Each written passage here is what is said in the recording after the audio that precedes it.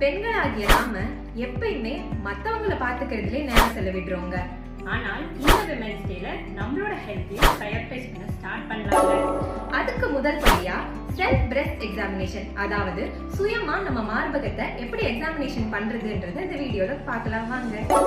எப்படி பண்றதுன்னு தெரிஞ்சுக்கிறதுக்கு முன்னாடி முதல்ல எப்ப பண்றதுன்னு தெரிஞ்சுக்கலாம் வாங்க. இப்போ நமக்கு மென்சஸ் இருக்குன்னா மென்சஸ் இருக்கும்போது பண்ணக்கூடாது. மென்சஸ்க்கு அப்புறம் 3 to 5 டேஸ்க்கு அப்புறமா பண்ணீங்கன்னா கரெக்டா இருக்கும். அது ஏன்னா நம்மளோட பிரெஸ்ட் ஆல்ரெடி மைல்டா ஒரு பெயின் இருக்கும், இல்ல ஒரு ஹெவினஸ் இருக்கும். ஸோ அந்த டைம்ல நம்ம பண்ணோம்னா அது தப்பா போக வாய்ப்பு இருக்கு. ஸோ 3 to 5 டேஸ்க்கு அப்புறம் பண்ணீங்கன்னா கரெக்டா இருக்கும்.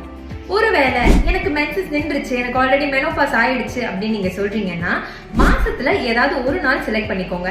இன்னைக்கு மார்ச் 8, அதே மாதிரி இன்னைக்கு எக்ஸாமினேஷன் பண்ணீங்கன்னா ஏப்ரல் 8, மே 8, அந்த மாதிரி மாசத்துல ஒரு நாள் மட்டும் நீங்க எக்ஸாமினேஷன் பண்ணிக்கலாங்க.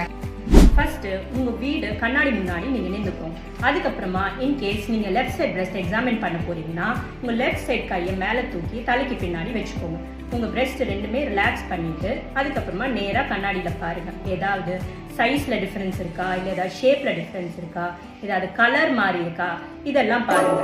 இப்போ அடுத்த ஸ்டெப் என்னன்னு பார்த்தீங்கன்னா இதை உங்க மார்பகம்னு நினைச்சுக்கோங்க. இப்போ லெஃப்ட் சைட் பிரெஸ்ட் நீங்க எக்ஸாமின் பண்ண போறீங்கன்னா ஆல்ரெடி டாக்டர் சொன்ன மாதிரி லெஃப்ட் சைட் பிரெஸ்ட் எக்ஸாமின் பண்ண போறீங்கன்னா லெஃப்ட் கையை மேலே தூக்கி வச்சுக்கோங்க. தூக்கி வச்சுட்டு உங்களோட ரைட் ஹேண்டை வச்சு உங்களோட பிரெஸ்ட்டை எக்ஸாமின் பண்ண போறோம். 4 விரல் வச்சு எக்ஸாமின் பண்ணணுங்க. தம்பை யூஸ் பண்ணக்கூடாது. இந்த 4 விரலுமே உங்க பிரெஸ்ட்ல படுற மாதிரி இப்படி ஒரு ரொட்டேஷன்ல அழுத்தி பார்த்துட்டே வாங்குங்க. அதே மாதிரி உங்களோட ரைட் சைட் பிரெஸ்டையுமே எக்ஸாமின் பண்ண போறீங்கன்னா அதே மாதிரி ரைட் கையை தலைக்கு பின்னாடி கொண்டு போயிட்டு உங்க லெஃப்ட் ஹேண்டை வச்சு அதே மாதிரி 4 விரல் வச்சு நிப்பலுக்கு சுத்தி இந்த மாதிரி அழுத்தம் கொடுத்து ஏதாவது கட்டிகள் இருக்கான்னு சொல்லிட்டு பார்க்க போறீங்க. இப்போ 3வது ஸ்டெப் என்னன்னா, இப்போ டாக்டர் எப்படி அழுத்தி பார்த்து கட்டி இருக்கான்னு சொன்னாங்க. ஏன்னா அடுத்தது என்ன பண்ணணும்னா இதுதான் நிப்பிள். ஸோ இந்த நிப்பிள்ல ஏதாவது டிஸ்சார்ஜ் வருதான்னு பார்க்கணும். அதை எப்படி பார்க்கணும்னா மைல்டா ஒரு ஸ்குவீஸ் பண்ணிட்டு பார்த்தீங்கன்னா ஏதாவது தண்ணி மாதிரியோ இல்லை ஒயிட் கலர்ல ஏதாவது டிஸ்சார்ஜ் மாதிரியோ வருது தெரிஞ்சதுன்னா உடனே நீங்க உங்க டாக்டரை கான்டாக்ட் பண்ணலாம். இப்போ இவ்வளவு நேரம் நீங்க நின்றுட்டு பண்ணிருக்கீங்க. இதே மாதிரி நீங்க படுத்துட்டும் பண்ணலாங்க. இந்த எக்ஸாமினேஷனை ஒரு கம்ஃபர்டபுளான பொசிஷன்ல படுத்துட்டு ரைட் சைட் பிரெஸ்ட் எக்ஸாமின் பண்ண போறீங்கன்னா படுத்துட்டு உங்க ரைட் சைட் கையை தலைக்கு பின்னாடி வச்சுட்டு லெஃப்ட் ஹேண்டை வச்சுட்டு அழுத்தம் கொடுத்து பார்க்கலாம். அதே மாதிரி இப்ப லெஃப்ட் பிரெஸ்ட் எக்ஸாமின் பண்ண போறீங்கன்னா லெஃப்ட் கையை தலைக்கு பின்னாடி வச்சுட்டு உங்களோட ரைட் கையை வச்சு இந்த பிரெஸ்ட் அழுத்தம் கொடுத்து பார்க்கலாம். படுத்துட்டு பண்ணலாம்.